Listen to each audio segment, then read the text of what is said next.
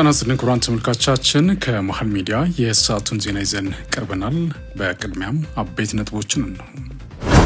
ኢትዮጵያ ድሮን አምርቶ ከመጠቀም ባሻገር ለውጭ ገበያ ማቅረብ የሚያስችል አቅም መገንባቷን ጠቅላይ ሚኒስትር ዶክተር አብይ አህመድ ተናገሩ። ቱርክ የኢትዮጵያ መከላከያ ሰራዊት አቅምን እጃችሁ ይባረክ ስትል አሞካሸች። ሰራዊታችን ከፖለቲካ ከዘርና ከሃይማኖት ወገንተኝነት የጸዳ የሰላም ኃይል ነው ሲሉ የጦር ኃይሉ ጠቅላይ ኤታማዦር ሹም ፊልድ ማርሻል ብርሃኑ ጁላ ገለጹ። የሰላም አማራጭ ባልተቀበሉ ጽንፈኞች ላይ የማያዳግም እርምጃ መውሰዱ የመከላከያ ሰራዊት አስታወቀ። ከውጭ የአሜሪካው ፕሬዝዳንት ዶናልድ ትራምፕ ከፍልስጤም የድጋፍ ሰልፍ ጋር ተያይዞ የኮሎምቢያ ዩኒቨርሲቲ ከፌደራሉ መንግስት የሚያገኘውን የ$400 ሚሊዮን ድጋፍ ማቋረጣቸውን አስታወቁ። ክቡራን ተመልካቾቻችን ከመሃል ሚዲያ ለሰዓቱ ያዝናቸው እነዚህና ሌሎችም ዜናዎችን አካተን ይዘን ቀርበናል። ከአፍታ በኋላ እንመለሳለን። ዩቲዩብ ቻናሉን ሰብስክራይብ እንዲሁም ይዘቱን ላይክና ሼር በማድረግ የመሃል ሚዲያ ቤተሰብ እንድትሆኑ በአክብሮት እንጋብዛለን። አብራችሁን ሁኑ።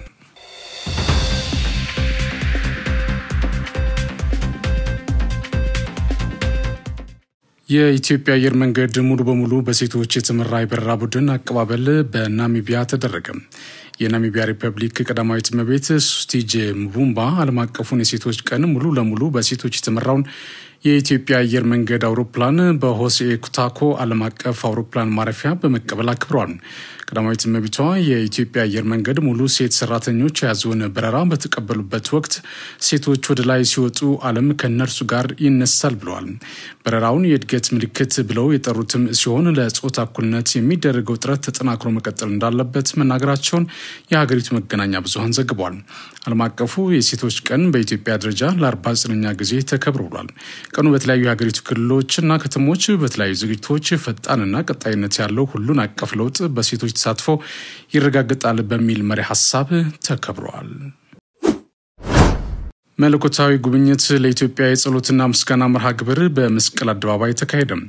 መለኮታዊ ጉብኝት ለኢትዮጵያ ጸሎትና ምስጋና መርሃ ግብር በመስቀል አደባባይ ዛሬ ተካሂዶ ብሏል። መርሃ ግብሩ የኢትዮጵያ ወንጌል አማኞች አብያተ ክርስቲያን ካውንስል ከብሊንግርሃም የወንጌል ማህበር ጋር በመተባበር ያዘጋጁት ነው። በኢትዮጵያ ብሮድካስቲንግ ኮርፖሬሽን የቀጥታ ስርጭት ሽፋን በተሰጠው በዚህ መርሃ ግብር ላይ ከ1600 በላይ አብያተ ክርስቲያናት ተሳትፈዋል ተብሏል። የጸሎትና ምስጋና መርሃ ግብሩ በነገው ዕለትም የሚቀጥል መሆኑ ለማወቅ ተችሏል። ጠቅላይ ሚኒስትር ዶክተር አብይ አህመድ የስካይዊን ኤሮኖቲክስ ኢንዱስትሪን መረቁ። ጠቅላይ ሚኒስትሩ በማህበራዊ ትስስር ገጻቸው ባሰፈሩት ጽሁፍ ከጥቂት ዓመታት በፊት በሀገር ውስጥ ድሮን ስለማምረት ማሰብ የማይታሰብ ነበር ብሏል። ብዙ አይነት ችሎታ ያላቸው ድሮኖችን በራሳችን ባለሙያዎች ዲዛይን አድርጎ የማምረት አቅም ትልቅ የታሪክ ጥፋት ነው ሲሉም ገልጸዋል።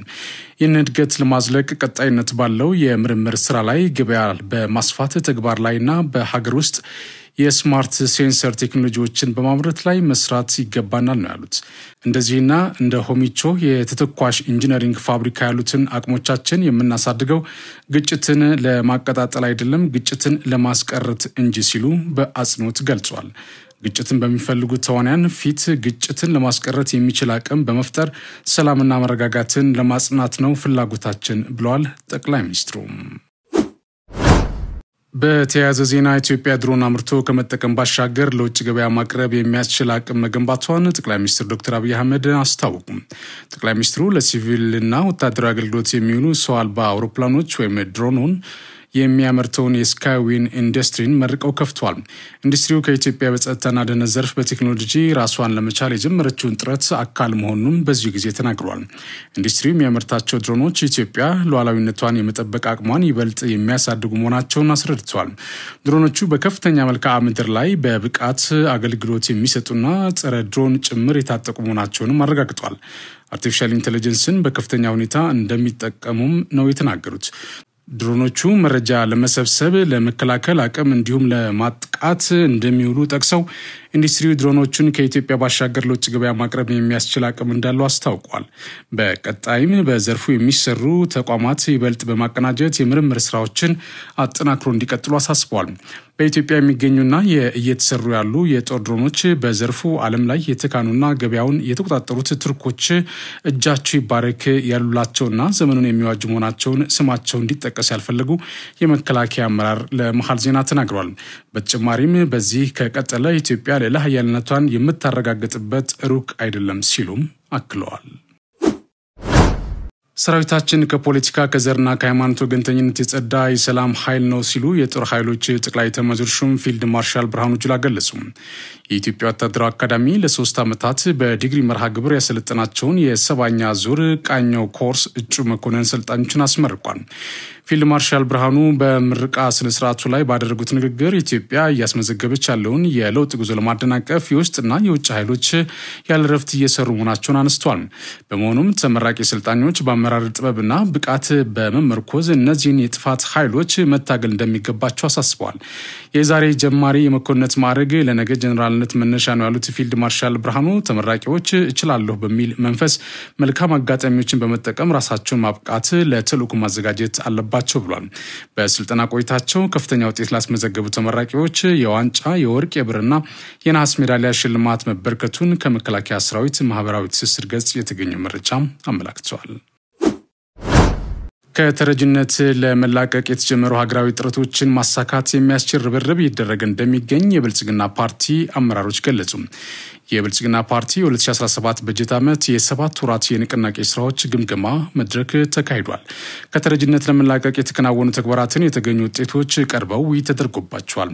በዚህ ጊዜም የብልጽግና ፓርቲ አመራሮች ከተረጅነት ለመላቀቅ የተከናወኑ ባሉ ስራዎችና ቀጣይ የትኩረት አቅጣጫዎች ላይ አስተያየታቸውን ሰጥቷል።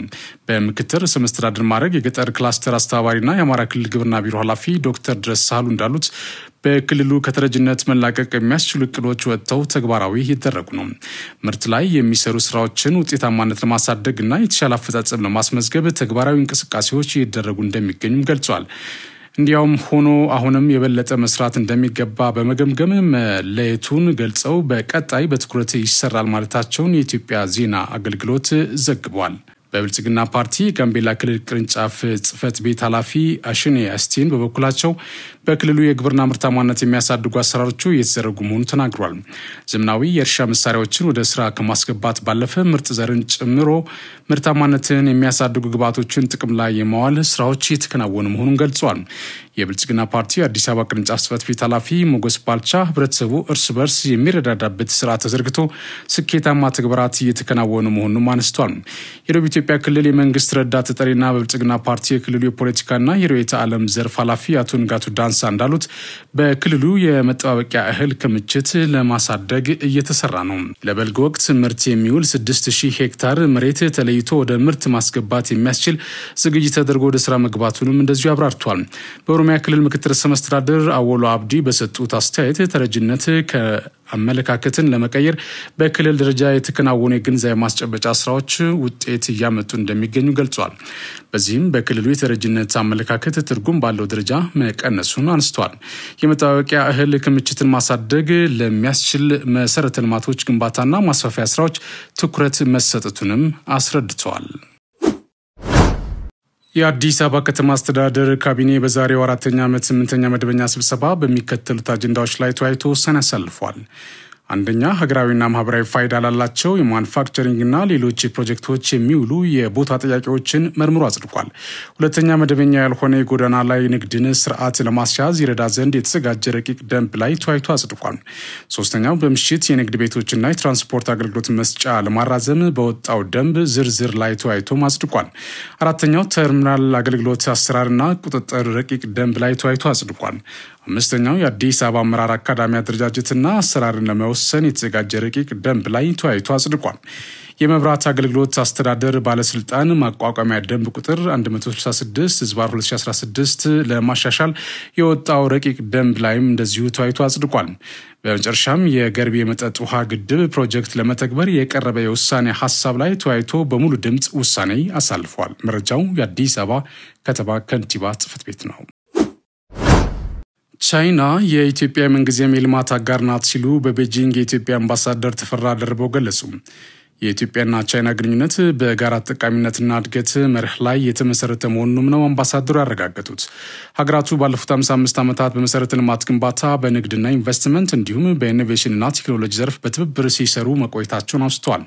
ባለፉት ዓመታት ቻይና በኢትዮጵያ ኢኮኖሚ ውጭ ቀጥተኛ ኢንቨስትመንት ከፍተኛ ድርሻ ነበራት ያሉት አምባሳደሩ አሁን ላይ ከ3000 በላይ የሀገሪቱ ኢንተርፕራይዞች በኢትዮጵያ ተሰማርተው እንደሚገኙ ተናግረዋል። እነዚህ ኩባንያዎች ለመንግስት ከሚያስገኙት ገቢ ባሻገር ለኢትዮጵያውያን ዜጎች በርካታ የስራ ዕድሎችን መፍጠራቸውን አብራርተዋል። ሁለቱ ሀገራት እንደ ቻይና፣ አፍሪካ ፎካክ እና ብሪክስ በመሳሰሉ ቀጠናዊ እና አህጉራዊ የዲፕሎማቲክ መድረኮች ላይ በትብብር እየሰሩ እንደሚገኙም አስገንዝበዋል። ኢትዮጵያና ቻይና የዲፕሎማሲ የኢኮኖሚ የህዝብ ለህዝብና ባህል ልውውጥ እየተጠናከረ መምጣቱንም አንስቷል። በአጠቃላይ ቻይና ባለፉት 55 ዓመታት የኢትዮጵያ ምንጊዜም የልማት አጋር መሆኗን ነው ያነሱት። በቀጣይም ሁለቱ ሀገራት በኢንቨስትመንት፣ በቴክኖሎጂ ልቀት፣ በሰብአዊ ግንባታና በፖለቲካ ዘርፍ ያላቸው ግንኙነት የበለጠ ተጠናክሮ እንደሚቀጥል ያላቸውን እምነት ገልጸዋል። የሰላም አማራጭ ባልተቀበሉ ጽንፈኛ ላይ የማያዳግም እርምጃ መውሰዱን የመከላከያ ሰራዊት አስታወቀም። የፌዴራል መከላከያ ሰራዊት በማዕከላዊ ጎንደር ዞን በደንቢያ፣ በዋቲ፣ አይምባና ጭልጋ አካባቢዎች በተካሄዱ ዘመቻ በጽንፈኛ ቡድን ላይ የማያዳግም እርምጃ ተወስዷል ሲሉ የሰሜን ምዕራብ እዝ ክፍለ ጦር አዛዥ ኮሎኔል ሻምበል አስማረ ገልጿል። በተመሳሳይ በጎንደር ስም ከፋ በር ላይ እና በጭልጋ ወይም ማዕከል አካባቢ የጽንፈኛው ቀንደኛ መሪ ሆነው ህዝብ ሲዘርፉ ሲያስመርሩ የነበሩ አባላት ተመቷል። በምስራቅ ደንቢያ አስሜ የኔነህ የሚባል የጽንፈኛው መሪ በቁጥጥር ስር ውሏል ሲሉ የክፍለ ጦር ምክትል አዛዥ ለኦፕሬሽናል ሻለቃ አህመድ አባ መጋል ተናግሯል። በዘመቻው የጽንፈኛው ቡድን ሙትና ቁስለኛ ሲሆን የቡድኑን አባላት ጨምሮ የተለያዩ አይነት ተተኳሾችና መሳሪያዎች ተይዘዋል ሲል የመከላከያ ሰራዊት ማህበራዊ ትስስር ገጽ ዘግቧል። የትምህርት ሚኒስቴር ፕሮፌሰር ብርሃኑ ነጋ በደምቢዶሎ ከተማ ነጋሶ ጊዳዳ ልዩ ሁለተኛ ደረጃ ትምህርት ቤት ተገኝተው ተማሪዎችን አበረታቱ። በዚህ ጊዜ ተማሪዎቹ ኩረጃና ስርቆት የሚጠየፉ በራሳቸው የሚሰሩና ጊዜያቸውን በአግባቡ የሚጠቀሙ እንዲሆኑ መክረዋል። ተማሪዎቹ ወደፊት የሚገጥሟችሁ ዓለም ትልቅ እውቀት የሚፈልግ መሆኑን አውቃችሁ መዘጋጀት ይጠበቅባችኋል ማለታቸውን የሚኒስቴሩ መረጃ አመላክቷል። በትምህርት ሚኒስቴር አማካኝነትም ልዩ አዳሪ ሁለተኛ ደረጃ ትምህርት ቤቶች በተለያዩ የሀገሪቱ አካባቢዎች የተገነቡ መሆኑን ጠቅሷል። ተማሪዎቹ ጠንክረው በመማር ወደፊት ሀገራቸው ራሳቸውን የቻለች ለሌላ ሀገር የምትተርፍ እንድትሆን እንደሚያደርጓት እምነት እንዳላቸውም ገልጸዋል። በመጨረሻም የውጭ ዜና። የአሜሪካው ፕሬዝዳንት ዶናልድ ትራምፕ ከፍልስጤም የድጋፍ ሰልፍ ጋር ተያይዞ የኮሎምቢያ ዩኒቨርሲቲ ከፌዴራሉ መንግስት የሚያገኘውን የ$400 ሚሊዮን ድጋፍ ማቋረጣቸውን አስታወቁ። የትራምፕ አስተዳደር እዚህ ውሳኔ ላይ የደረሰው የዩኒቨርሲቲው በግቢው ውስጥ ጸረ ሴማዊነት መግታት አልቻለም በሚል ነው።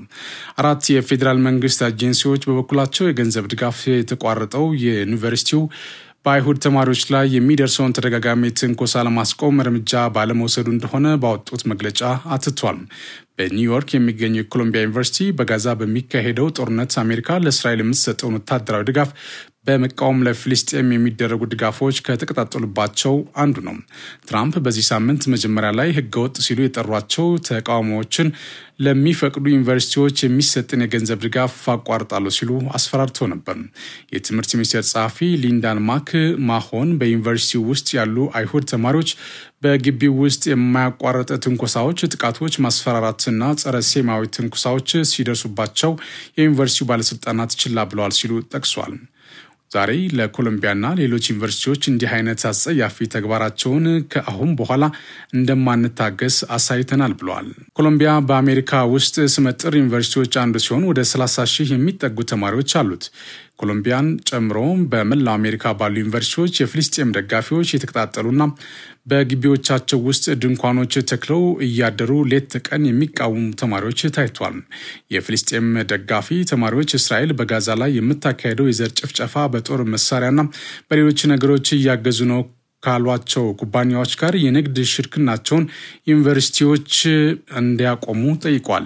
እስራኤል በጋዛ በሚገኙ ፍልስጤማውያን ላይ የዘር ጭፍጨፋ እየፈጸመች ነው የሚለውን አትቀበለውም። ዘገባው የቢቢሲ ነው። ክቡራን ተመልካቾቻችን ከመሃል ሚዲያ ለሰዓቱ ያዝናቸው ዜናዎች እነዚህ ናቸው። ስለተከታተላችሁ እናመሰግናለን። ቀሪ ዝግጅቶች ይቀጥላሉ። በእኔ በኩል ጨርሻለሁ። በያላችሁበት ሰላም ሁኑ።